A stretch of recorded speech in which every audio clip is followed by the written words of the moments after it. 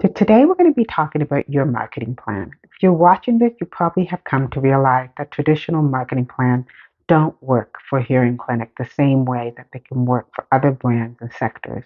So if you want to bring more customers or have a steady number of customers, you need to have a better marketing plan.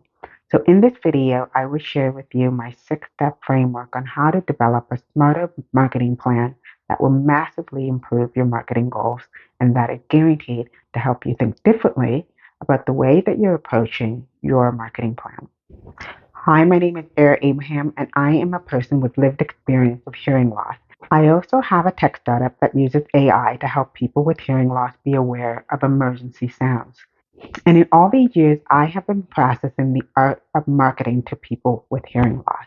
So many clinics are running marketing plans that do not directly correlate with hearing care.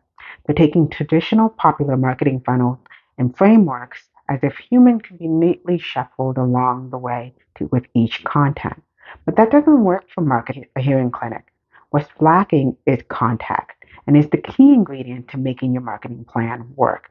So you need to understand the context that you're working with to better develop a marketing plan. So let's start with the 6 framework. The first is the budget. So you don't need a large budget for marketing. You should be always starting with what you have. That's the context you need to be thinking about. Where are you in your marketing journey?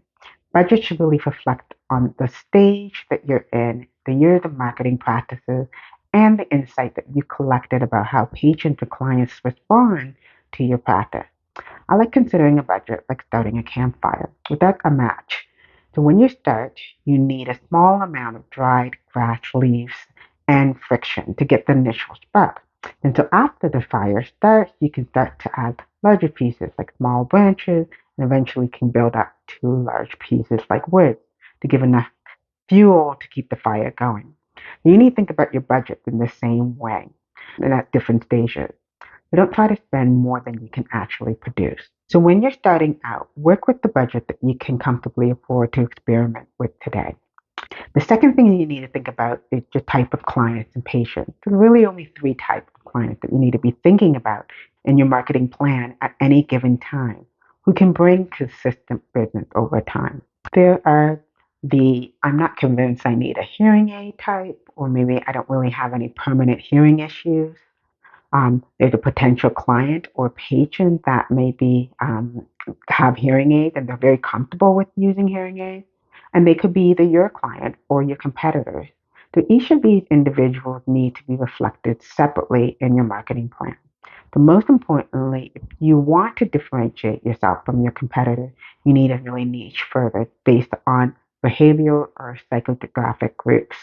So in hearing loss, it could be focusing on children, maybe musicians or people with complex hearing slopes. So your marketing plan should reflect the context of who you are targeting.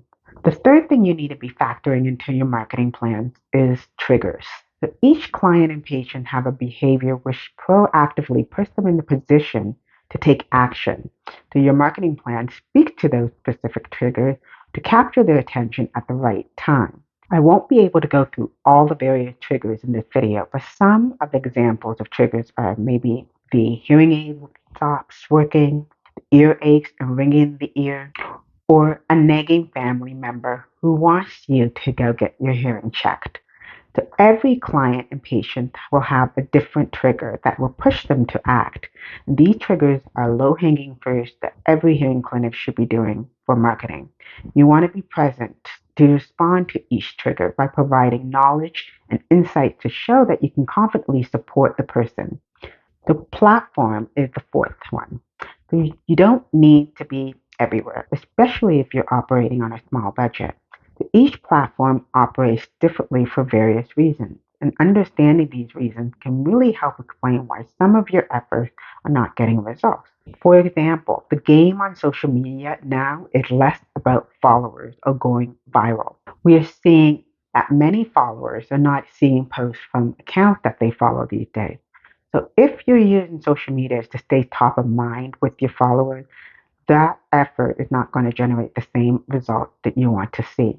The only people who want to see your post are the people in your neighborhood or in the city.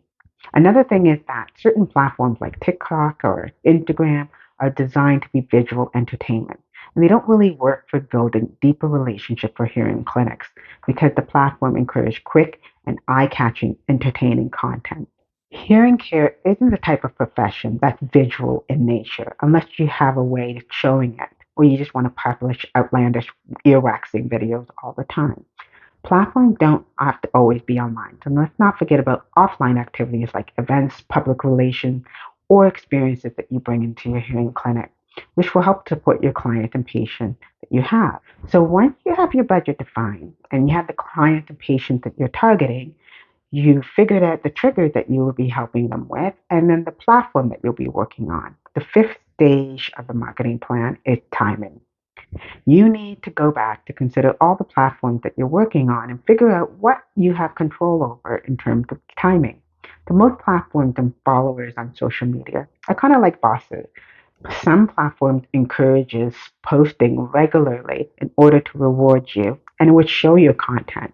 There are certain times of the day and days of the week when your posts perform better when people are online.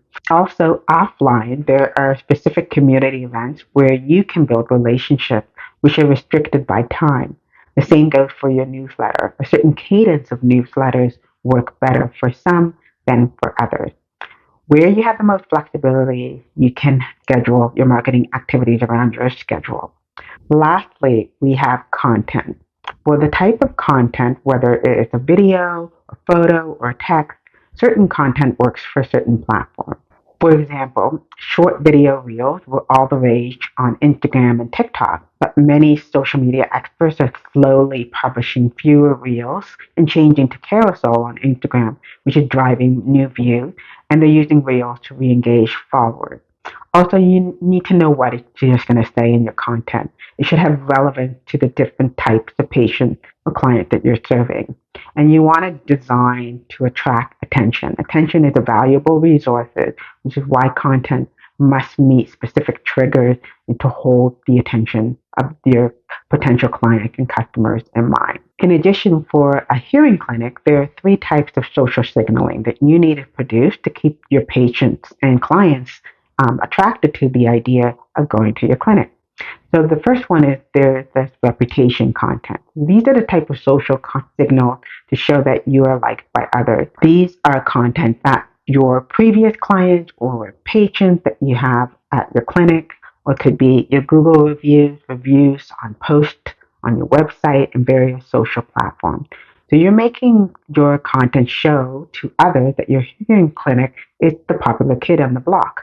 Then there is the authority content. These are social signals that show that you're well respected in your craft. Much of this can be helping others with educational content that addresses various triggers or highlighting your expertise in the industry publication, or maybe you're speaking in the media. Finally, there is familiar content.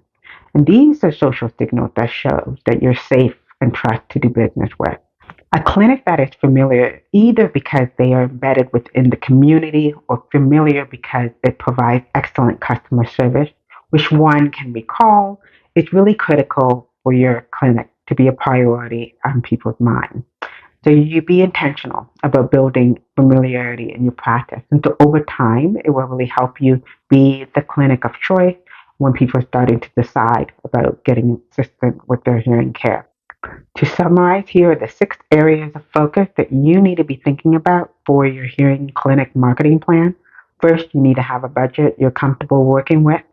Second, explore the client and patient that you're targeting. Third, you need to be understand the triggers that you will be helping your client and patient with. And then fourth, start thinking about where you want to be seen. On the fifth stage of the marketing plan, it's all about timing. Understand what is the right time to be seen. And then finally, six, understand the context of what you should be saying and sharing at all times. By following this format, you'll dramatically improve your results.